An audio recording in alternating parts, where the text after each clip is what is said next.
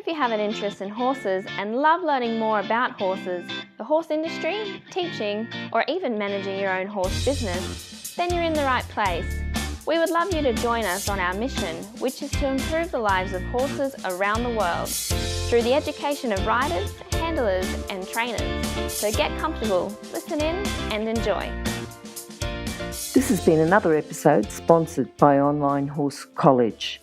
If you haven't had a look at the wide variety of equine-specific accredited courses, then go to onlinehorsecollege.com and I'll see you over there. Our guest today is Anna O'Keppel. Anna's a dressage specialist instructor. She's also a national A-level dressage judge. She teaches riders from beginners to advanced at her property at Pheasant's Nest in New South Wales, Australia. How are you, Anna? I'm very well, thank you, Glenys. Good. How are you? I'm good. Good. Now, Anna, we're going to start off with a favourite quote. Have you got one for us? I've been given a lot of quotes because I've had difficulties with my riding from the point of view that I had a major accident. And it had problems afterwards. And one of my favourites is George Morris, who said that practice doesn't make perfect, only perfect practice makes perfect. Mm-hmm. And I think his point was, of course, that you are practicing the correct information. And I think in riding, and even as a life concept, which applies very much to both riding and life in general, that's very applicable because you can do an awful lot with the wrong information and get absolutely nowhere. Yes, I think that's a good one. Yeah, I thought that was a good one. And as I say, they come up all the time. I think it's great to have these quotes, but at the same time, not to get buried in them, which I think can happen with people. They live on them. They're definitely very useful. Certainly good to reflect on, aren't they? Yeah. I think for reflection and thinking, they're excellent. Anna, I know you've been in horses a long time. Do you have memories of when you very first started with horses? Yes, I do. I didn't have horsey parents. My parents were war people from Germany. So there were sort of problems anyway, but they were very connected to nature. And although they were resident city people, the Europeans, and they still are, from what I've seen when I've been over, very connected to the land, animals, etc. And I always wanted a horse. I know when I was little, I don't know quite how old, I used to get the prunings off the fruit trees and put names on them with sticky tape. Okay. And then line them up, and they were the horse. And then as I got a bit older, because we had, at that time it was at Leffington, and they were still 100-acre properties, dairy farms and so on. And the neighbours, they had horses there. So I would go and pat them, and then one day I decided, that was when I was 11, 12, that I was going to hop on one of them. So I caught it with a rope, went to hop on it, and it promptly bucked me off. I'm guessing now it wasn't even broken in. And then that went on, wanting a horse. And then when I was 14, my father finally bought me one. It was a stock Galloway. It had been used for stock work, and it would only walk and canter. And there was no saddle, so I rode that around bareback because you weren't game to complain about the horse, or the horse disappeared, because a friend of his had said, well, if you get her a horse now, then it'll be short-lived because it'll be boys. Well, the boys never really happened in that way, but the horse kept going. And then in those days, it was pre-warm blood days, so you rode ex-race horses, station horses, and the Arabs and Arab crosses were very popular. And after the Galloway was showing off, and I could only canter towards home because it wouldn't go the other way. So I hadn't had lessons. And then it just went straight through a fence, which was a bit of a surprise. I thought it would jump, but it didn't. And then just one thing kept leading to another, and that one had foundered, so it was sold on. And then I got a Galloway, a very attractive one.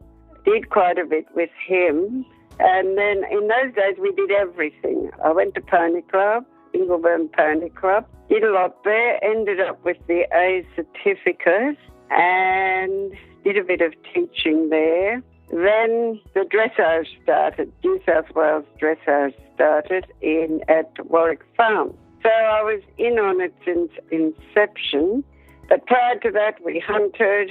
I did quite a bit of eventing because that was popular, lower level type eventing, and represented New South Wales Zone 1 at a state championship at Warwick Farm. But we didn't do well because we overtrained beforehand, because at Pony Club you were very dependent on the people, and they were volunteer parents usually, and the poor man overtrained us, but it was still a very good experience. And you'd have these Pony Club Jamboree days. We went hunting. We did hacking. I did hacking with a part-bred Arab I bred that was quite attractive. So we did quite well there. And we got a great breadth of experience. Was it in that time that you decided to have a career with horses, or what happened there? Did you always think that you were going to do something working with horses? Well, I always thought I'd be with horses. I didn't actually necessarily, because I really wanted to be a teacher. And I had to do it on a scholarship, and I missed out. And in those days, you got letters from various people to give you a job and so on. But somebody turned down their scholarship, so I ended up teaching. But the idea of that too was, A, I did want to teach, and I loved training, even with the animals and things like that. Yep. And B, it would give me time for the horses with holidays and after school. Totally selfish thought, probably. It's not an uncommon one. No. A lot of instructors do a teaching degree and then end up working full-time in the horse industry, but, you know, they have that teaching grounding. Yeah, that background, which comes in very useful with courses, etc. And no, I didn't ever envisage totally working with horses, always being totally involved with them.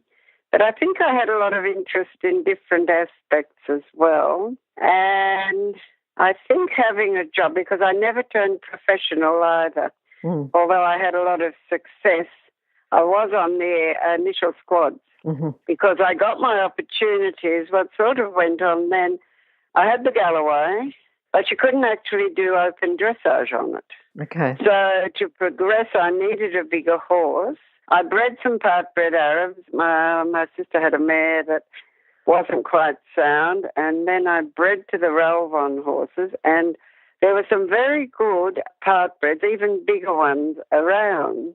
And as I said, the warm bloods hadn't arrived. So at Pony Club, that was it. We had a special day, and there was a particularly nice grey mare, Sanskrit, that was owned by a local doctor's daughter. She rode it, and it had done very well in the dressage, but on that particular day, I actually came in ahead of it, and Mrs. Gould, who had a riding school down here, a serious riding school, she gave out a scholarship. So that I went to her. She ran these holiday camps, and I went there because she thought being a teacher, etc., I'd be useful, I think. And I was very useful. You had to work hard. Even the first time, we didn't have a lot of money. So I rode the horse from almost Liverpool to Windsor. You could in those days. I think it'd be very dangerous now. But then she would pay me, I think it was $10 a week. You got your board, you got your own lessons, because I should hire a float or do something so I wouldn't get killed or something. So I did that, and then she had a mare, a station angler, a grey, and I've never been, I think, what you'd call sensible. I just loved that horse's pink dapples. And then she sort of offered it to ride because her son was riding it, but something had happened when he was in the bush and it was bucking. And in those early days, when you were young and you wore rose-coloured glasses forever, I just thought it was a great opportunity. So I happily got bucked off nearly every day. You could never quite tell if she'd bucked you off straight away or if she'd wait a while and then buck you off. And and I was lucky to, I was fortunate, and this horse had beautiful pink dapples. It's ridiculous, really. But she turned out, she was my first squad horse. And she actually, because then I trained with Franz Meiringer, which I think was incredible. I spent 3 years with him. Yep. I had to start with Mrs. Gould, then Mrs. Hurst, and you've done me a favour because I looked up Springmead Farm because she started Ingleburn Pony Club. They were very strong on polo cross and polo, and I did go and do a bit, but it didn't really appeal. I used to work some polo horses after school to earn the money to keep my own horse. And then I was most impressed with her because she was a tremendous horsewoman and very into horse care, etc. She gave us lectures and so on at Pony Club. So she was an influence in the beginning. Then it was Mrs. Gould. I managed to follow somehow a really good path of people who were horsemen. Wait, can you hear anything? No? That's because we're waiting for someone with a good quality horse product to be advertised here. If that's you, then contact us, horsechats@horsechats.com, and we'll send you the details. Thanks. I was going to say Franz Meiringer. You know, if you had lessons with Franz Meiringer, that would be good. Yeah. Oh, it was an amazing experience. I spent 3 years up and down because I was on the squad, and he took that angler who was a strung-out horse, tended to go a bit hollow, but again, as many people, you learn a lot from all of them. You learn a lot from everyone and everything, really. And the piaffe we could do was unbelievable because Franz and George Weil were Padader partners at the Spanish Riding School. And George Weil, who was Stuckelberger's trainer, they came over for This Is Your Life for Franz. So I met her, and she actually wanted to buy my Galloway, but it's too small.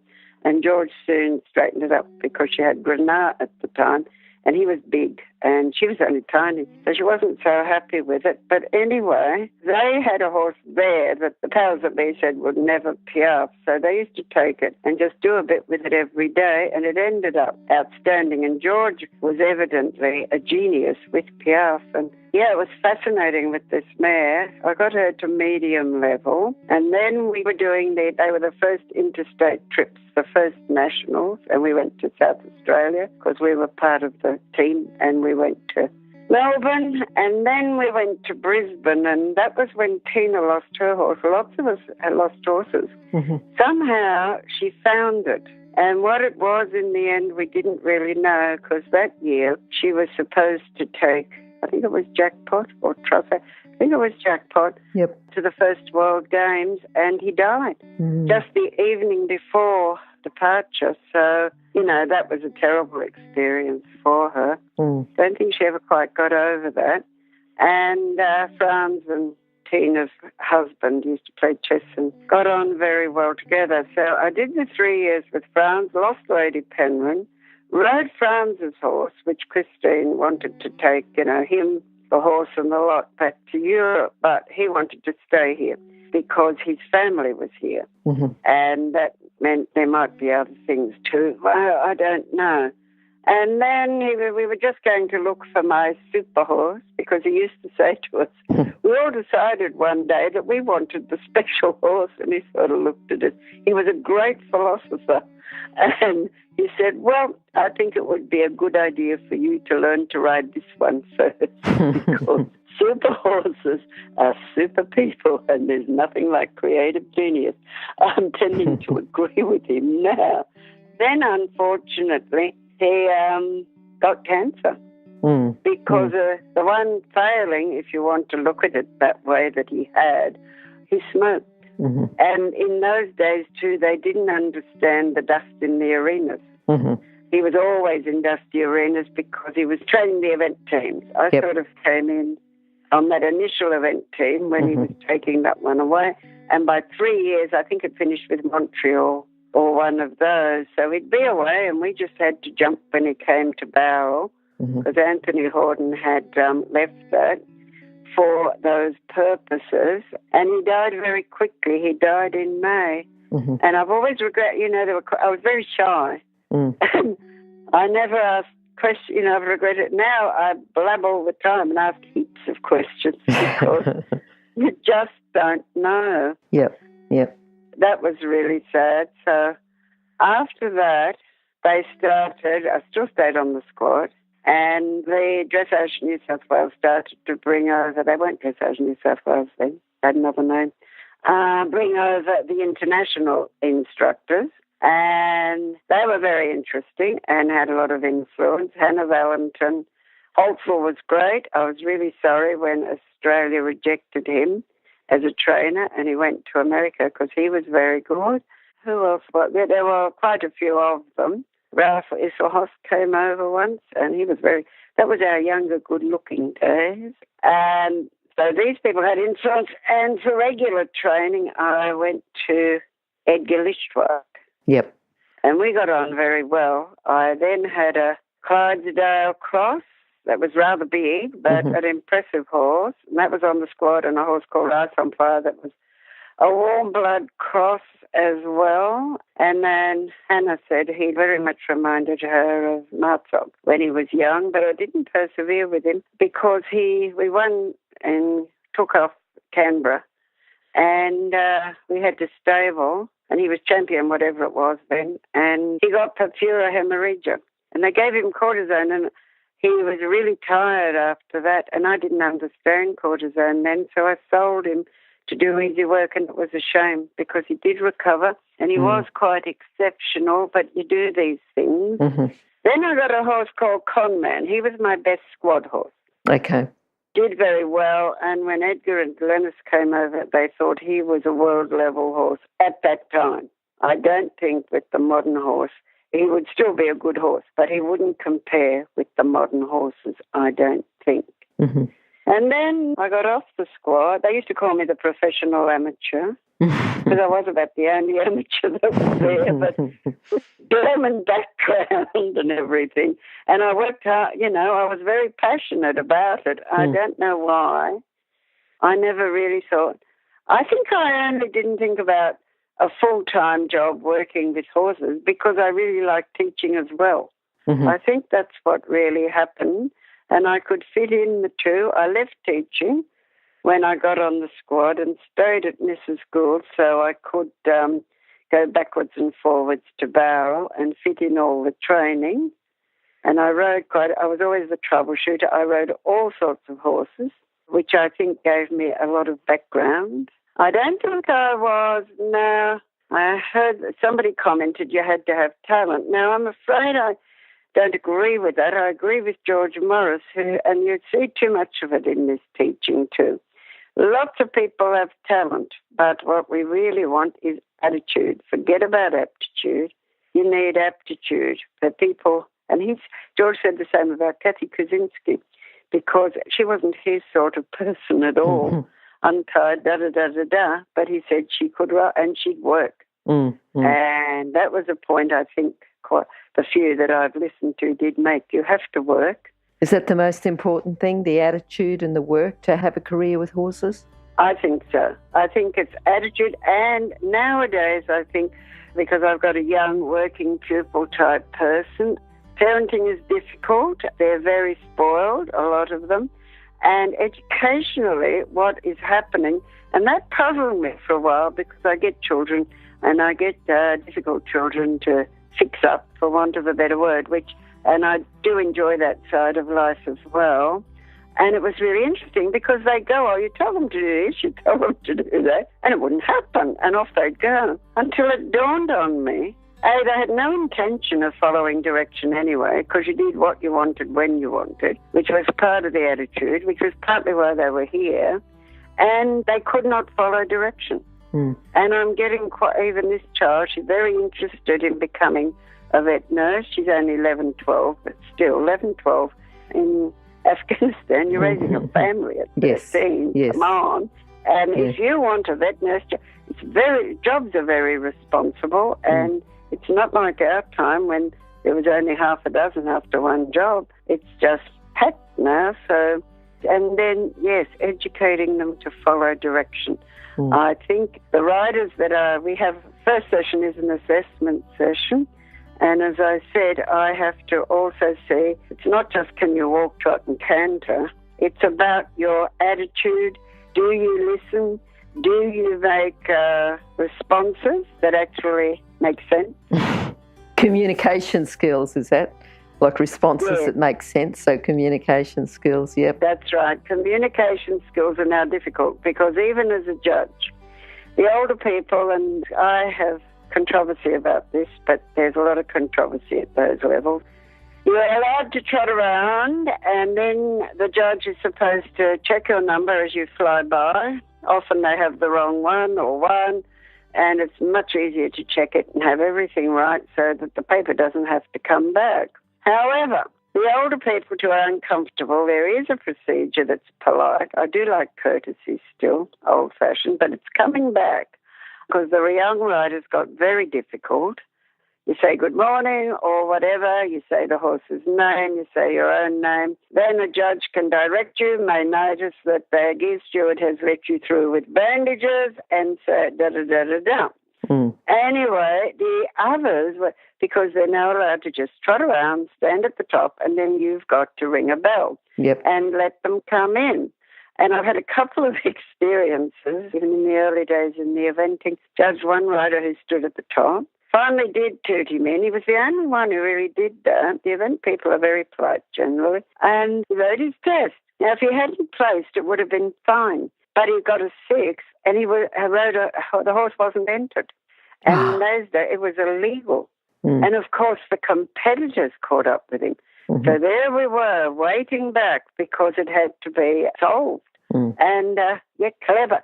The human race is very cunning, and they'll always find a loophole, damn it, but never mind.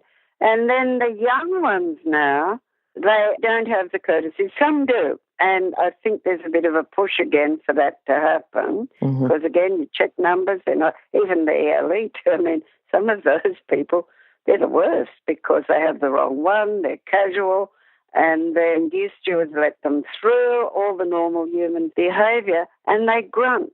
And the younger people who can't really communicate, it has got to that level. And I have that discussion because I do have a lot of interaction with psychology people who teach other things and are interested, and the technology debate that's going on now anyway. So it's an interesting thing that, as you pointed out, but I think if you're going to run a business of any description, but very much so with horses, you're actually teaching, communication is very, very important. What do you think is the best thing about working in the horse industry?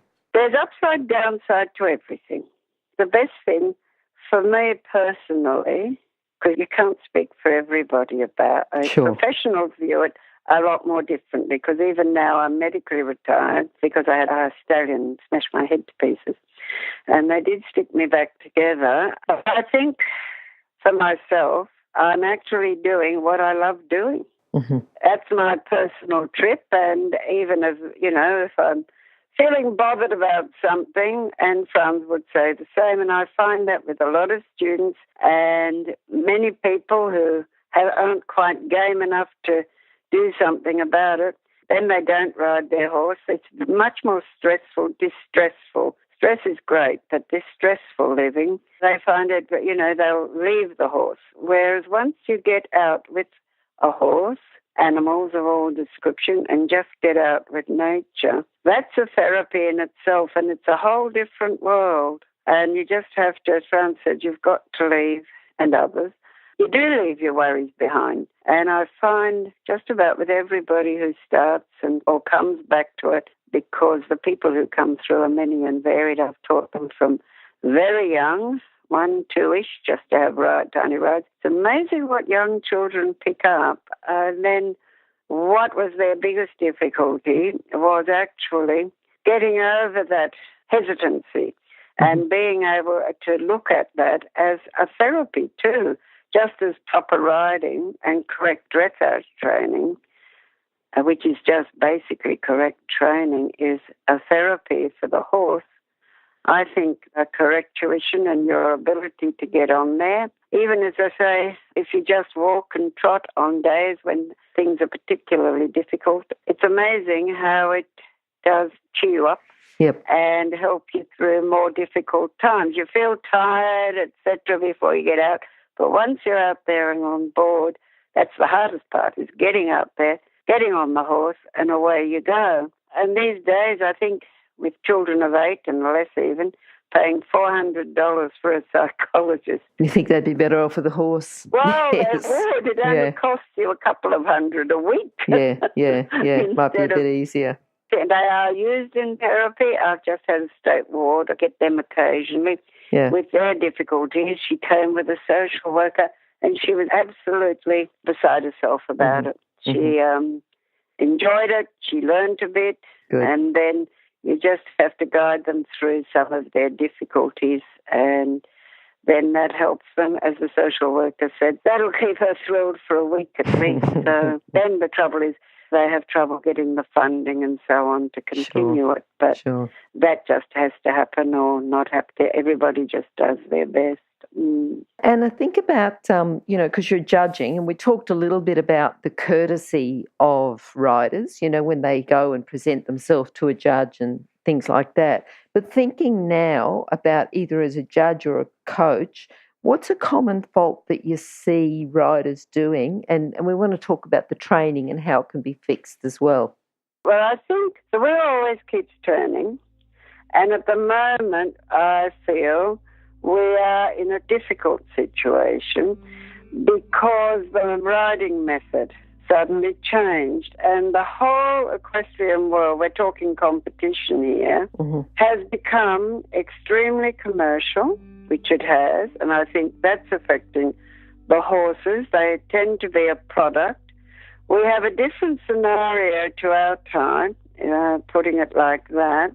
When there were less horses, they were ridden differently. The old masters had a tremendous understanding, and horses haven't changed, no matter how beautifully you've bred them, making them into a purpose-bred horse. I do think there is a plus to that, but there's also a downside to it. And we are now facing serious accidents in the dressage arena, and they're serious, and I've witnessed 2 or 3. And then you're left in a very difficult position because litigation is so rife these days.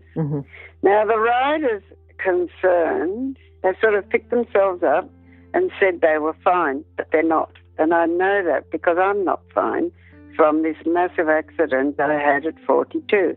You are never fine again. But again, they're very, as you pointed out and we've both agreed, we're very passionate people. And in the professional instance, what else have they got to earn money from? And that's very true, because I have a trainer I liaise with at the minute that I can get on with and has basically the same principles, and we can discuss our differences in the issues, but she helps me very much with position, because with the massive head injury, I've got no right inner ear, and therefore the balance goes. And that's what being, but it's improving. And I think that the horses are horribly pushed, and they're working in extreme tension because of the way that this on-the-bit business has been manipulated, because they're not on the bit. The unfortunate thing is a great misunderstanding of on the bit. It's a misnomer, because a horse can be on the bit with no bridle. On the bit actually means that the horse is on the aids and on the leg and seat. And that involves the rib cage. And when that rib cage stays under you and the horse is, again, and what they term in front of the leg, the neck of the horse naturally drops. And that I'm working with 3 horses, the modern day ruined horses. I've had 3 and 1 really, but when you get to the challenge bit, it would happen now when I'm nearly 70, but a fascinating challenge, because with the modern noseband arrangement and the mouth just tied shut like that, they're in agony. And then they don't ever come near the bit because it's dropped, and 3 of these horses, they roll up their tongue to try and alleviate the pressure. Then that puts the bit on the bar of the mouth, and they're very thin bits these days. Yeah, you can really cause some pain there.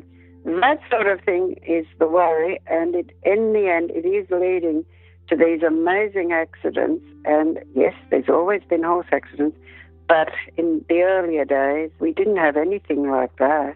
And then tend to pull it because of the pressures, they're too young, and those pressures then break them down, both mentally and physically. So I'm very interested in a lot of these things, and I have these reschools. I've always worked with horses.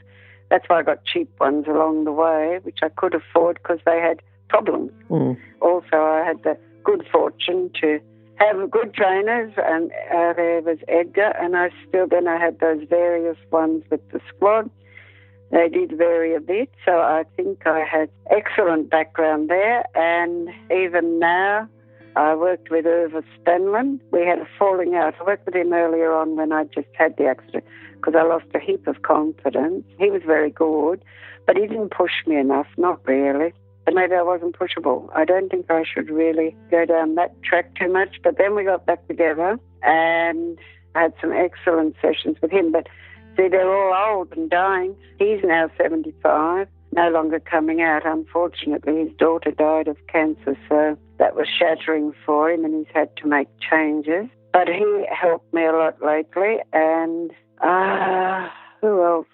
Yeah, the trainer I've got now, she's been very helpful. We at least can have discussion. Oh, hang on a sec. Let me interrupt to let people know about the horse industry qualifications at onlinehorsecollege.com.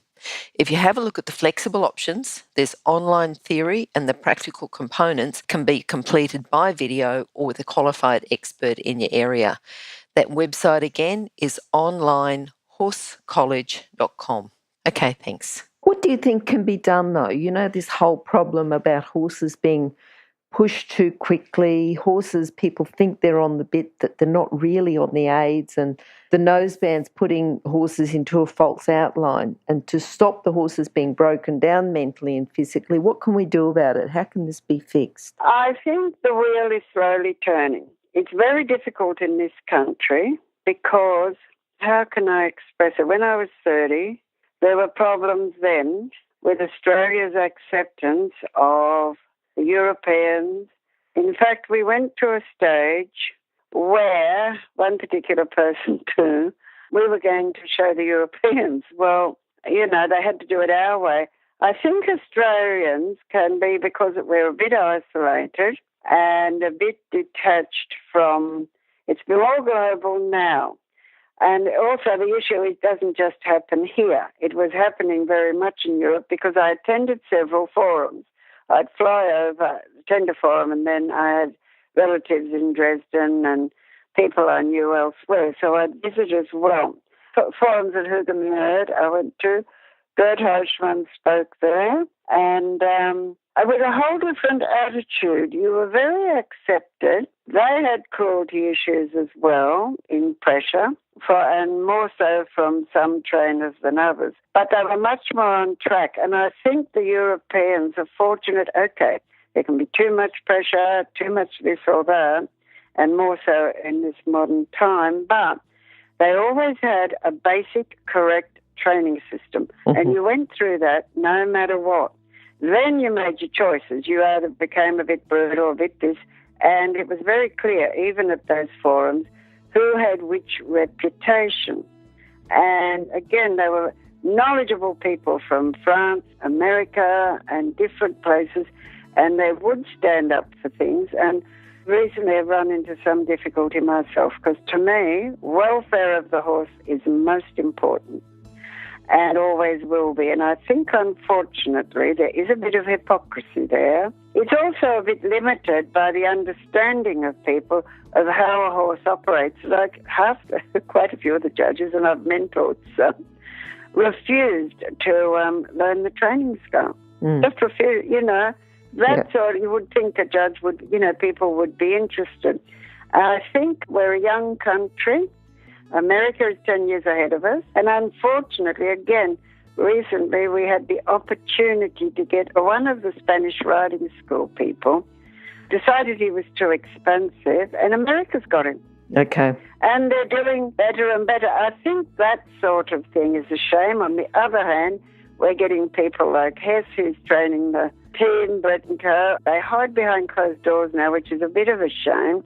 But again, they are improving the riders quite a bit. But yeah, I think we just get a bit limited there. And just recently, the Danish The noseband thing has come back. They now are going back to correct fitting. It's up there on the website. I'm not sure whether Australia has followed suit, but I know that one of the show jump, Colin Book, one of the show jump people who wanted to show jump Australia, and I heard that was good, she just said, why can't Australia think of something like that? But I think we're in flux, if you know what I mean. Yep. We're gradually, and the wheel will always turn, and it is.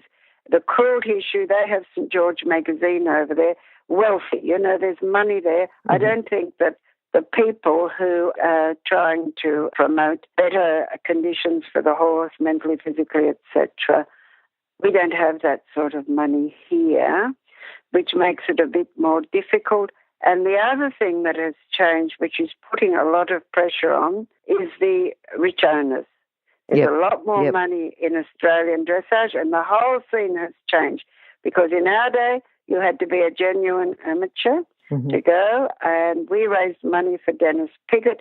They raised money for themselves. You also had to have a job out of horses, and you were a true amateur when you went. And that's not the case. It's hugely changed now. Sure. And the rich owners, it's not the money that's in Europe, but it's the top level money here. And we've got Wallinga.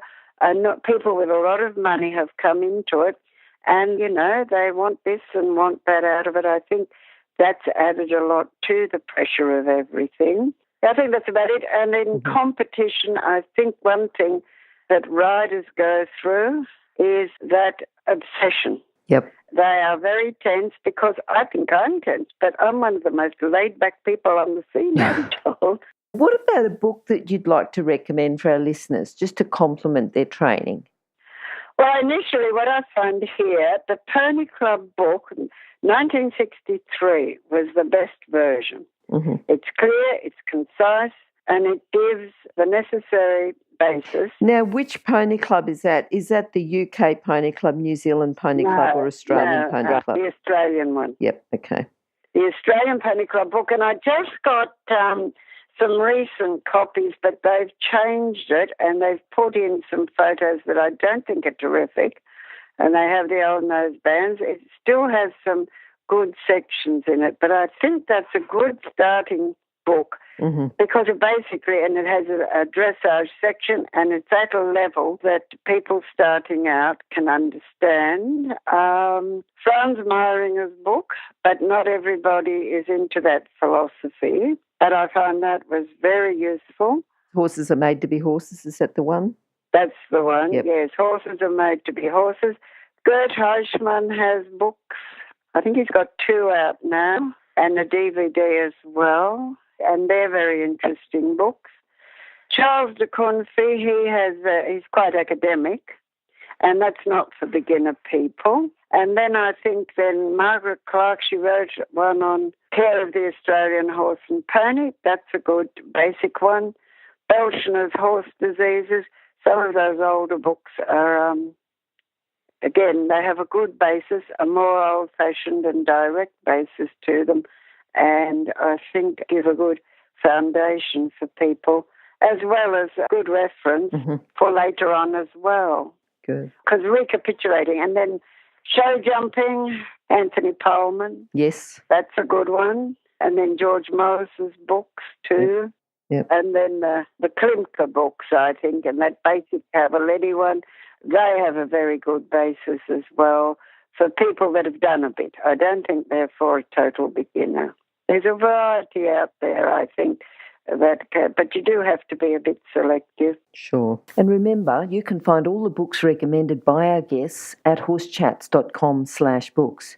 You can have a look at the guest page for the individual book they recommended, or just look at the recommended books by order of popularity at horsechats.com/books. Okay. Anna, what are you looking forward to now? You said you were looking to go to Clarendon, is that right? Well, what I look forward to now, what I find is, and I found myself too, what I'm particularly interested in is there's competition, and competition is a difficult thing because it's a win-lose. And therefore it will always have its frustrations and its difficulties, and to a certain extent it's also warfare. Yep. And that has been discussed by people, quite mature thinking people, that that's what you're looking at. Football, all those things, somebody's got to beat somebody. And I've had riders who said to me, unless there's more than 20 people in it, I'm not going because I've got to beat all these people. However, I'm under the philosophy that, as I've discussed, because people come here too and we run things a bit differently. I'm creating, this is what I do have to look forward to here now that I'm older and travelling starts to get difficult too, that we create a win-win situation. Now, it's possible, but in the big wide world, what I call the unreal world, others call it the real world, it's not going to happen, or not in any great hurry anyway, where we have a win-win. You simply get percentage ribbon if you do a test, whatever, because as I said to somebody, it doesn't matter if I'm the only one in it. The goal is to get 80%, 90%. So here I am on my own, and it's fine. And if I get 45%, well, that's no good, is it? Whether I'm one of 50 or one of one. Yep. So, I need to go home and do something, or maybe the judging wasn't up to scratch, but you've got to watch that one. So I'm looking forward to that because we have all sorts of different days. We do things like pirouette work using cones. We do, because I take basic barrel racing, because good horsemanship, dressage is just training. That's the other thing I think that's happened now. Dressage has become a horse, whereas that's not true. And a lot of people feel like that. I've got to have this good horse. I'm never going to be that good. And it happens even in the amateur owner thing they've done now. The amateur owners buy one from Europe and then they can't ride it. And that is the difficulty. What you really need to pay money for is correct skill and knowledge. And with that, as Hess, one of the trainers who comes over, and he said, give me the rider who can make an ordinary horse into a good horse. I like to do, I've always had ordinary, even now, I was going to buy this fabulous horse as my last scenario. And what do I keep getting? Horses with difficulties. That is what it's about. And dressage is a training. It has nothing to do with the horse. Is the real reality. And I think to have contentment and satisfaction, it's not about fun. I go to Luna Park or something like that to have fun. But enjoyment, you definitely need to enjoy and have contentment and satisfaction in the work that you're doing. And that only comes with correct knowledge, learning, the skill, the basic skills of patience, perseverance. But you can't do that without correct education. And then, we have seminars, we have demonstration days, and then we have what we call, because people really don't want to do competition because of what it is. However, I've changed that name to evaluation. We have evaluation days. Okay. And you come in, and part of the discipline is to remember a test, but we also vary it freestyle. Then you can make up your own test using the criteria of maybe preliminary, maybe novice or whatever, just to broaden it out of the round and round the arena thing. Good. That I find is a challenge too, that I go out and I'm basically, it's a terrible thing to say, not so much bored, but I've done the arena thing so often that there is more happening that you can do, like protocol suits me and my health issues because I can stop and I ride it like that so I can keep going. Then freestyle, I've always really enjoyed freestyle and done well with it because there again, you can ride your freestyle. That can help and do lots of little walk bits and so on. Yes. All right. No, that's good. I like the idea of the whole evaluation day and having the win-win. I think that would certainly encourage a lot of people, and especially people can lose their confidence by not winning, having like competition winners and losers. I think the evaluation days are a good idea. Yeah. Yeah, and then it's always protocol. You always can discuss with the judge, and you also have the option, like you go to a normal day, you do your test, leave the arena, that's it. Yeah. And you can't, here they can go away for 10 minutes and because normal to do 2 tests. You can take on board 2 things the judges said, and I get a couple of judges who are on the same lines. Practice them out there and then come back and do it again. Good. Those situations, I think, are beneficial. They give people confidence. Gradually they lose their frustration. And then always when they go out, I've always said to them, be very careful you don't actually assess your dressage training by the outside results, because in that situation there are very many variables. And just leave it at that. And if you go out, you've got to take the heat. And interestingly enough, I think it does affect you. Even the most well-intentioned person gets a bit affected by it. Sure. No matter what. And that's why the Spanish riding school, I think, they let them go out. It was spoiling them, so they brought them back in and didn't allow them to compete. It's all interesting stuff. No, that's good. That's good. Now, people want to contact you. What's the best way? How can they contact you? Well, usually the best way is to ring my landline, and if I don't answer it, to leave a message, because phone contact, a real voice, is best, and then they can be guided and directed. To get an initial idea, quite a few now, because people are technologically inclined, they initially email as well, and then the website is a good one to look at. I think it does express what we're really about. My son did it. He's a graphic designer, and it has brought people who actually fit in. Yeah, what is that website, Anna?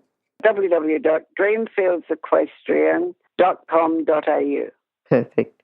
All right, and also too, those details will be on our page at horsechats.com/Anna O'Keppel, or else just go to horsechats.com and search for Anna. So, Anna, look, it's been wonderful talking to you today. We'll have to get you back and talk to you some more. I'm sure you've got lots of great stories for us. I have. I'm actually going to write the book when I get over some of the stuff that's happening in my life, because I do enjoy language, writing, and all those things as well. And then, yes, the other thing is they can text the mobile. I can't actually text myself, but people do that as well. Read the text, okay. But the mobile, Telstra is Telstra, and it's not totally reliable.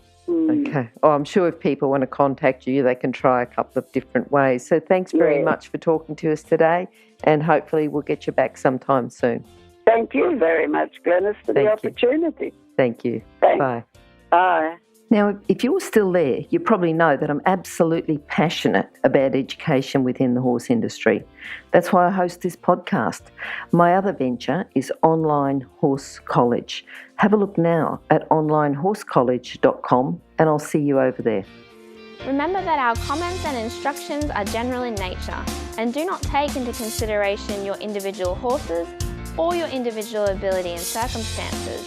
If you enjoyed this podcast, then please leave your comment below.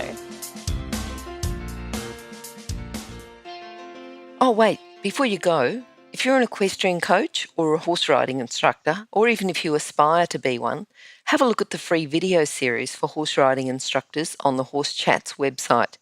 Go there now, have a look, horsechats.com.